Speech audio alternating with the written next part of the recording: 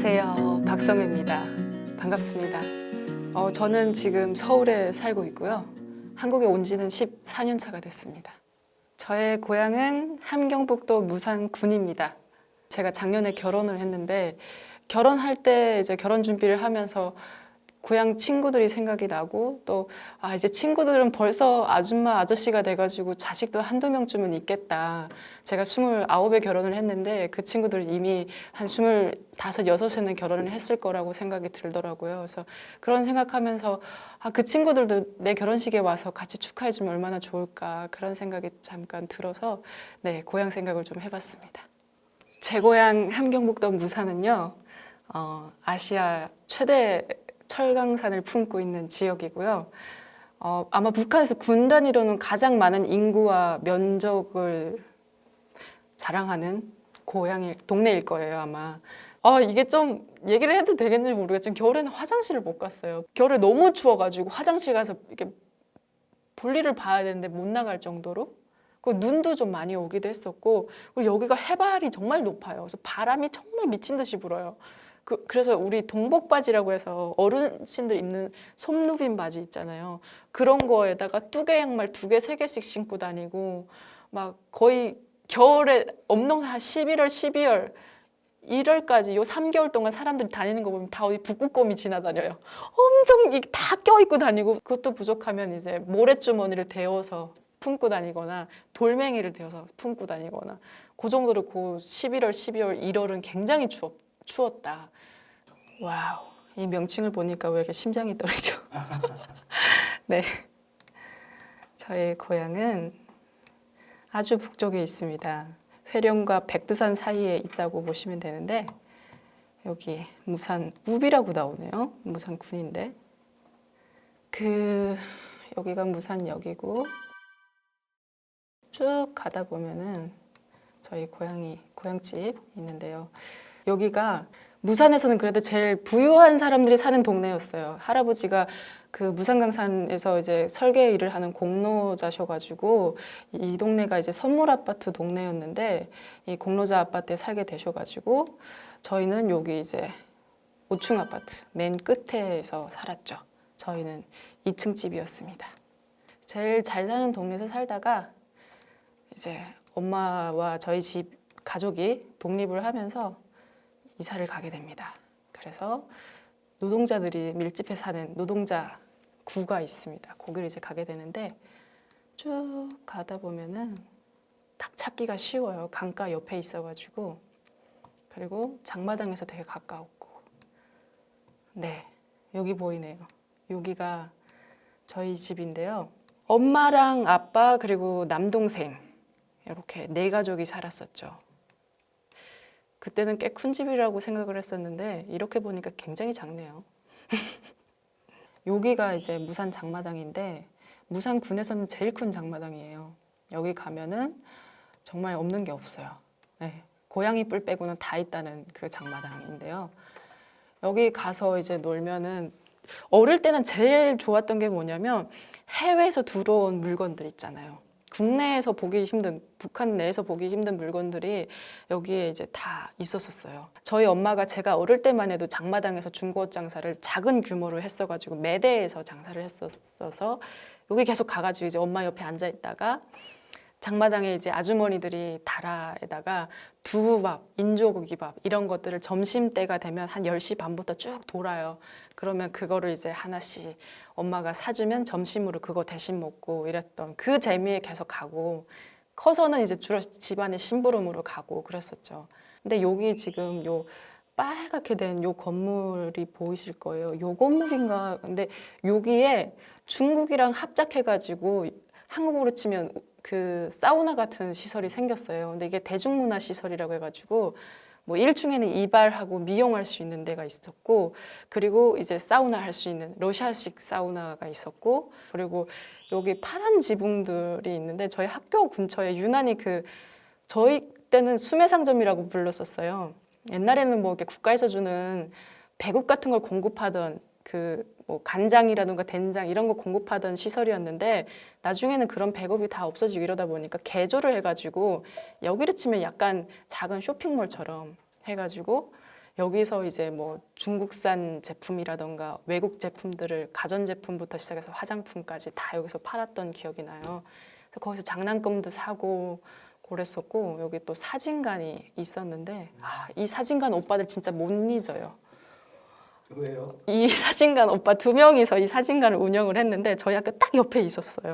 근데 그때 당시만 해도 2005년도, 6년도 이때만 해도 컴퓨터 합성 기술이 북한에서 그렇게 유명해지려고 하던 거 시발점이었던 거죠. 근데 이 오빠들이 그걸 했던 거예요. 근데 이 오빠들이 남조선 드라마를 너무 봐가지고요. 너무 세련된 거예요. 피부도 뽀얗고 막 엄청 잘생긴 오빠들이 여기서 하고 있어가지고 사진 안 찍어도 괜히 한번 들어갔다가 나오고 괜히 한번 앞에서 서성이고 이랬었거든요. 그래서 저희는 이제 주로 명절 때 뭐 아니면 뭐 잔칫날 이럴 때 특별할 때 아니면 사진을 안 찍으니까 명절 때라던가 설날 요럴 때 가가지고 사진 찍으면서 그 오빠들 한번 보고 그러면 그렇게 또 마음이 설렜던 기억이 나네요. 잘 있는지 모르겠어요. 여기가 저희 학교였다면 요쯤에 여기 막 수매상점이 있고 그런데 정말 대비되게 여기 꽃제비 수용소가 있었어요. 요 근방에. 그래서 이제 그 어린애들 깡마른 애들 있잖아요. 그런 애들이 여기 수용되어 있는데 여기서 집단 생활을 하다가 이제 이 뒤에 이제 무산역이 있잖아요. 이런 철도에 가가지고 철도 보수 사업하는 동원되기도 하고 또 장마당에서 꽃제비질 하다가 이 단속하는 단속원들한테 잡혀서 들어오기도 하고 그런 모습을 제가 한 8, 9살 때까지는 자주 목격했던 것 같아요. 그때가 아마 고난의 행군 시기 때 그때인 것 같아요. 이게 영생탑이에요. 이 문구가 아직도 생각이 나는데 위대한 영도자 김일성 동지는 영원히 우리와 함께 계신다. 그래서 영생탑일 거예요. 이 영생탑에서 또 이렇게 쫙 가다 보면은 모자이크 벽화가 있어요. 김일성, 김정일 그 사진을 이렇게 모자이크로 타일로 하나하나 박아놓은 데가 있는데 이제 학교 다닐 때는 소학교 다닐 때부터 거기에 이제 새벽에 애들이 그 어떤 충성 경쟁 같은 거죠. 자전거 타고 나가서 거기를 이제 그 부드러운 벨벳천 같은 걸 거기를 다 닦고 바닥은 빗자루 이런 걸 다 청소하고 물걸레질하고 반짝반짝하게 해놓고 늘 그랬었어요. 근데 어릴 때는 무슨 심리가 있어서 그랬냐면요. 언젠가 장군님께서 우리 무산군을 방문 현지지도 오셨을 때 내가 이 닦고 있는 모습을 장군님께서 보시고 나에게 뭔가 이렇게 하지 않을까. 그래서 내가 막 보도에 나오고 이런 그런 어떤 애국적인 어린이가 될 기회가 생기지 않을까 해가지고 많은 어린애들이 저기 가서 그 짓을 했죠. 근데 나중에는 안 하겠다고 해도 강제로 시켜요. 그래서 다 이렇게 체크하고 참여인은 체크하고 이러는데 이제 커갈수록 이제 다 그런 마음은 없어지지만 정말 어릴 때는 소학교 다닐 나이에는 그런 마음을 품고 있죠. 김일성이 그런 말을 한 적이 있어요. 무상강사는 우리나라의 보배입니다. 그래가지고 큰 그 할리우드 간판처럼 나무로 이렇게 해서 그 무상강산에 그 글자를 이렇게 해놨어요.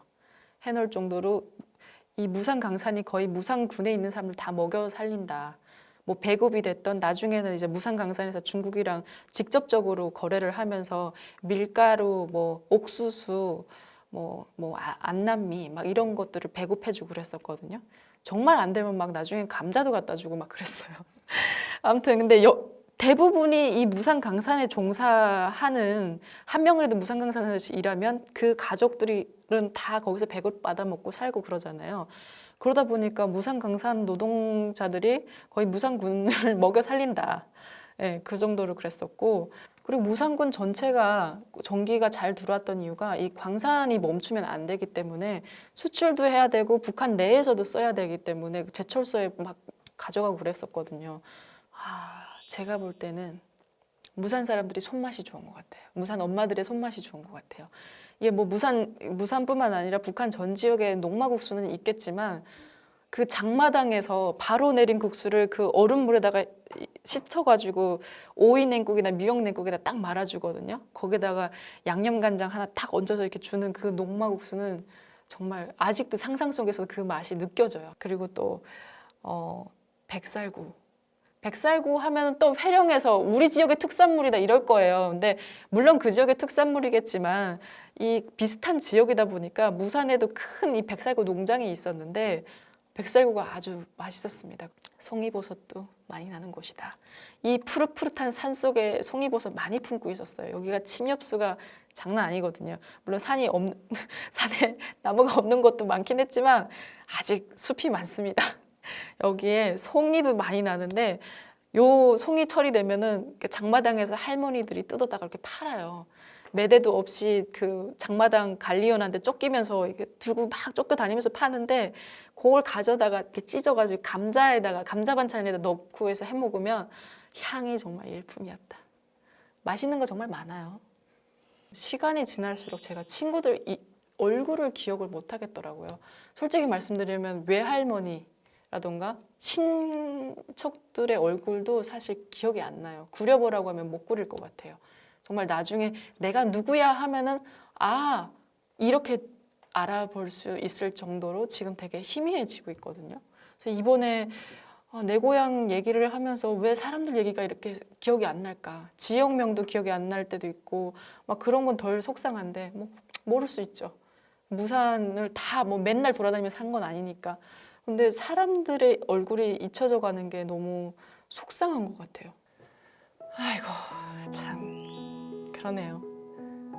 저기 범수나 속이 정말 깊어가지고 같이 학교 다니면서 같은 학급이고 그랬을 때 많이 정말 챙겨주고 그리고 우리 별이 또 정말 예뻐가지고 늘 나의 어떤 공주님 같은 아이였는데 학교를 제가 막 잘 안 다니고 이럴 때 안 다니다 또 드문드문 나가고 이러면 그때도 변함없이 같이 이제 무리에 끼어서 다닐 수 있게 해줘서 너무 고맙고 그리고 늘 이 친구들이랑 다녀서 어디에 밀리지 않았던 너희들이랑 다녀서 늘 유행도 잘 타고 잘 놀고 잘 어울리고 그랬던 것 같은데 나중에 정말 볼 수 있는 기회가 생기면은 궁금하다 별아 네가 더 예쁠지 내가 더 예쁠지 내가 요즘 많이 가꾸고 있는데 우리 예쁜 모습으로 정말